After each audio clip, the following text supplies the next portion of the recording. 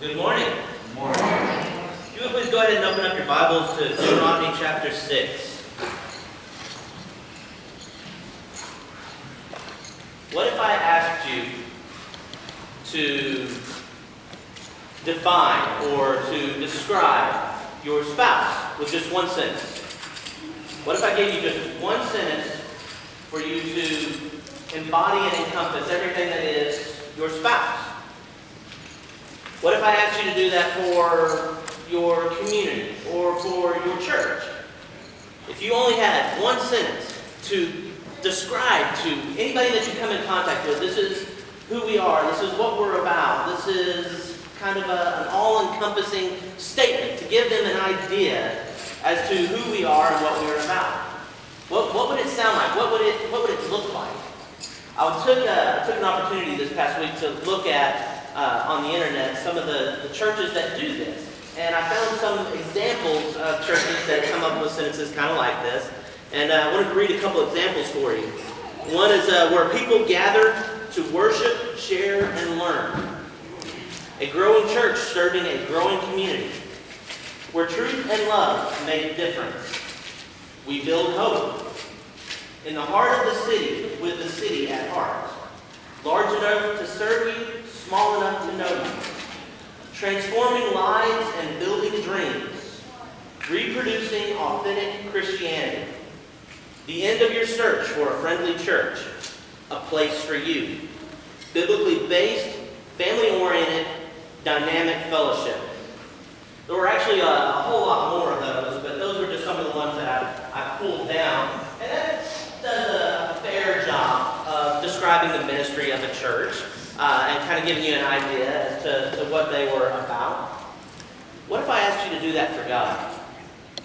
What if I asked you to take the whole of who God is and come up with just one sentence that gives at least the best description possible of who God is, of what He's about, of what He's like? What would we say? Sacrificial, loving, caring. We could rattle off His attributes and what have you, which those are, and those are good things. But the sentence would turn into a paragraph. I mean, let's be honest. I mean, how could you condense just a few short words all that God is? Well, lucky for us this morning, God did that for us. I want us to look at a passage this morning in Deuteronomy chapter 6. We're going to start down in verse 4. It says, "Hear, O Israel, the Lord our God, the Lord is one. You shall love the Lord your God with all your heart, and with all your soul, and with all your might. And these words that I command you today shall be on your heart. You shall teach them diligently to your children, and you shall talk of them when you sit in your house, and when you walk by the way, and when you lie down, and when you rise. You shall bind them as a sign on your hand, and they shall be as frontlets between your eyes. Hear, O Israel." Now, I don't know about you. I'm sure in most of your houses growing up, as it was in mine, there was sort of an implied meaning that goes along with the word "hear." My dad, whenever he would be, and it was mostly my dad, my mom would do this sometimes, but it was mostly my dad. Whenever he would ask, be telling me something, did you hear me? Well, he wasn't asking did I, hear the sounds that are coming out of his mouth. He wasn't asking me if I just picked up on the sound waves. No, he was asking, did I understand? Was I listening? Was I paying attention to what he was saying? And sometimes to make sure that I was, he would ask me, okay, then what did I say? And that's usually where I would get trapped because I wasn't very good at listening all the time. Now, I would kind of hear, but I'd take my own. Anybody else guilty of that? Anybody? Thank you, I'm not alone. Hallelujah. Well, this morning, the very first thing that's written down is, "Hear, O Israel." Now, this passage is referred to, this one verse is referred to as the Shema. And this is a cornerstone verse for Jewish belief, for Jewish society, Jewish culture. It is a very crucial one, and it's called the Shema because the very first word is Shema, which means hear. They weren't being lazy about naming the verse. They didn't come across and say, okay, this is a very important verse. We need to name it. We need to identify it to set it apart. And so we're just, the first word is Shema. That sounds cool. We're going to run with that. do it because of that. They did it because of the significance of the word. Hear, understand, pay attention, Israel, to what is about to be said. Catch this, grasp it, pay close attention, take it to heart. Look at what goes on to be said in the rest of the passage. To bind it, to make this frontlets, to teach it, to talk about it. He says, hear, O Israel. Hear, pay attention, lean in, ignore, shut out everything else, and pay attention to this. Hear, O Israel. The Lord our God. Hear, O Israel, the Lord our God. Yahweh. That's anytime you see the Lord like that, that's Yahweh. Now in Hebrew society, in Hebrew culture, whenever they would come to that in the reading of a passage, they wouldn't say Yahweh, they would say Adonai, because they were afraid that they might have some unconfessed sin in their life, and by saying God's name, his proper name, that they would associate him with that sin. So they would say Adonai. But here we see, hear, O Israel, the Lord, Yahweh, a personal, we know his name. And then I love the next word, our. That hidden little jewel right there in the midst of it. The Lord, our God. It's personal. It's not some distant thing. When Moses was writing this through the inspiration of the Holy Spirit, when God was telling him, this is what I want you to write, he said, I want you to put in our, the Lord, our God. And imagine Moses as he's writing this down. Moses had a unique relationship with God. He was in the presence of God so much so that his facial features changed, not his literal features, but his face shone so much so that the children of Israel asked him to cover his face because it was blinding to them, because the presence of God was radiating off of him. This is personal. This is intimate. And Moses, as he's writing this down, he would have been thinking of this, the Lord our God, the Lord my God. This personal, intimate, fatherly relationship. This relationship of instruction, of caring so much. I don't know about you, but anybody who cares enough will share instruction with me, will share counsel with me. That's why my dad and my mom taught me. They loved me. They didn't want to see me hurt. They didn't want to see me injured. They wanted to see me do well. And so they instructed me. And so you have the Lord our God caring and loving enough that he is instructing. And he's not just saying it so that he can say it so that he can waste breath. He's saying, hear, understand, I am speaking, I care, I love you. I am your God. You know my name. I am your God. You are my people. Hear what I am about to say. Hear, O Israel, you chosen people, set aside for my purposes and my reasons. Hear, O Israel, the Lord our God. The Lord is one. All my life, I had only ever heard this taught in one way. And it was usually in relation to the fact that Israel was a monotheistic nation. Monotheistic. About to cover that. Thank you. Good question, Joseph. Way to be on that. Monotheistic means that they worshipped one God. This was a radical thing in this day and age. Because up to this point, there had been no other monotheistic nation. All other people groups, they were polytheistic, meaning they worshipped many gods. They had a God for everything. Look at the Greeks and the Romans as the most well known. That had Zeus, the god of thunder, and Ares, the god of war, and I don't remember if that was Ares, but it doesn't matter. But they had all these different gods for all these different things, and they worshipped them. And here is God making a statement of himself that, behold, O Israel, I am one. I am one. I am monotheistic. I am singular. And you are my people, and I am your God. So it's Israel saying, it's a pronouncement to Israel that I am your God. I am it. I'm the only one that you worship. And this set Israel apart from every other society and every other culture that they were surrounded by. All these pagan cultures that worshipped everything. And they were thought of as weird and odd because they only worshipped one God. And they worshipped all these others. And just sheer numbers we have more gods, we're better than you. And yet the children of Israel went in and they conquered the promised land through the leadership of God, through the provision of God. They conquered it, so it was a statement of God's power and authority over anything and everyone else. But that's not all that verse proclaims. That's not all that it teaches. See, yes, it does teach that God is one. God is singular. He's not many. Yes, we do understand that there is the Trinity. Okay? I'm not going to get into the whole depths of that because, well, it's a deep subject and this format does not allow for it that well. But God is the Trinity. He's one in nature, one in essence, three in person. Okay? But He is still one. Does that simplify it enough for this morning? All right, the four heads that said they were awake or nodding their heads. Thank you. The second thing that it declares is probably the most impacting. Yes, it declares that God is one. He is singular. But it's also a declaration that God is it. There is no other.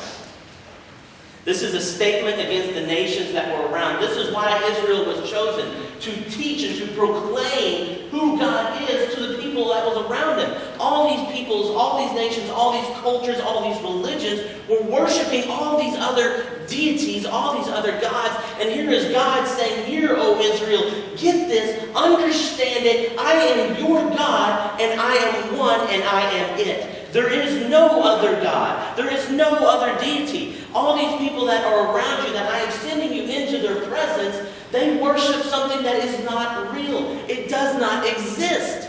This is a statement of absolution that God is saying, I am all there is. I'm it. There is no other. None before me, none beside me. I alone am God. And by the fact that He gives His name twice in that passage, Yahweh. Yahweh in and of itself means I am. God in this one sentence shows His personality, shows His love, shows His caring, shows His concern, shows His sovereignty, His power, His grace and His mercy in choosing the children of Israel to share who He is with the world that is around Him. He is showing His whole being by saying, I am God and I am it. Hear, Israel, understand what I am saying. Get this, because it is life-changing. It is everything that you need to know. I am God. I am everything. I am one. I am only. Hear, O Israel, the Lord, Yahweh, our God, the Lord is one. He is it. He is singular. There is nothing else. It is a bold statement against everything else, saying that there is nothing else that exists apart from God. He is one. Imagine the impact of this. The whole reason. This is what the children of Israel were to teach their children. They were to meditate on it. It was meant to be passed on from generation to generation. Because this is the one thing, if you don't get this, you miss everything else. God is saying this is of the utmost importance. Behold, hear, listen, understand, Israel. I'm all there is, and I'm all you need. It's a 1-2 punch. It's a statement of absolution, and it is what the children of Israel needed to do. It's how they needed to live. And what is the response that we are to have to that? How are we supposed to respond to that? How are the children of Israel supposed to respond to that? Well, that's the invitation for us this morning. And it's verse 5. You shall love the Lord your God with all your heart, with all your soul, and with all your might. My dad taught on this passage once, and I love the point that he brought out in that last line, that your might. It's with all your muchness, with everything that you are, to love God with everything that you are, holding nothing back. Jesus referenced this when He was asked, what is the greatest commandment? When they were trying to trap Him, He referred back to this passage. The result of, Hear, O Israel, the Lord our God, the Lord is one. The outworking of that, the application, the take-home for it, is that as a result of God being all that there is, that you are to love God with all that you are.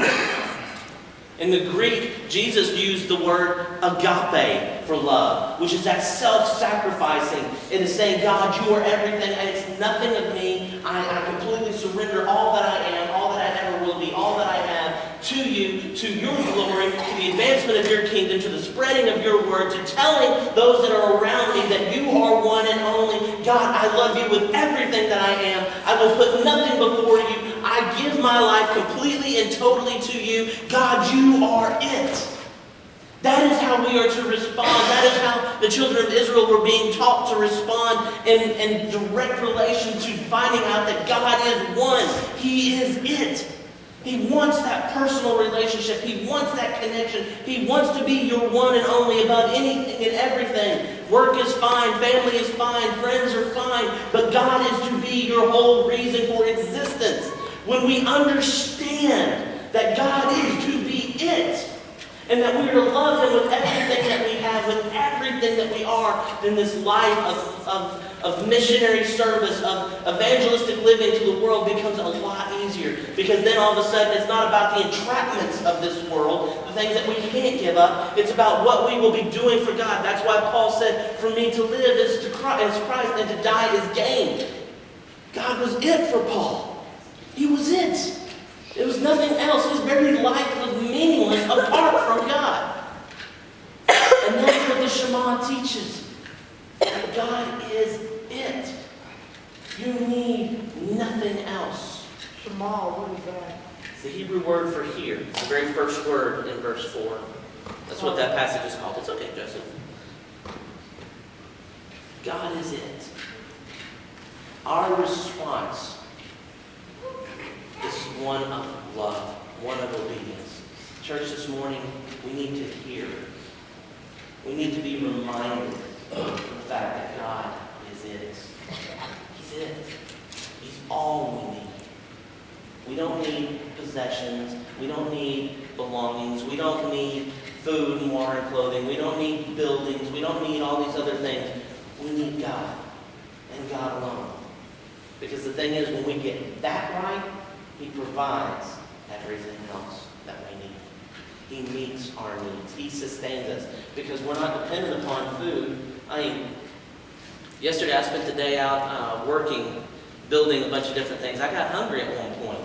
All of a sudden I couldn't really go on that much longer without getting some food in my stomach. I was dependent upon food. So I had to go up to McDonald's, which is fake food, and get something to eat just in order to be able to keep going. But see, we should be so dependent on God that when we haven't had our time in prayer, our time in the Word, our time in just, God, what do you want from me today? Just talking to Him, just listening. When we haven't had that time, we find that we can't go on. We can't survive. We can't sustain. God is to be everything.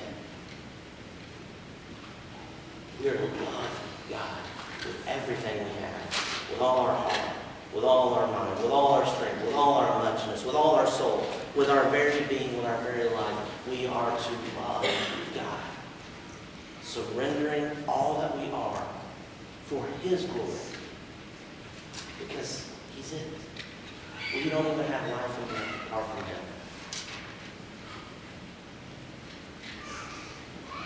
This morning, the invitation is, are you loving God? He's all there is. But are you loving Him? Is your life exemplifying that? Is it embodying it? Or like the children of Israel, who oftentimes wandered off, strayed, went and worshipped false idols, and ended up going into captivity time and time again. They need to be reminded that their whole purpose, their whole reason for existence is God. Are you loving God this morning? Sacrificing all that you are for all that He is. Being completely and totally surrendered and obedient to who He is.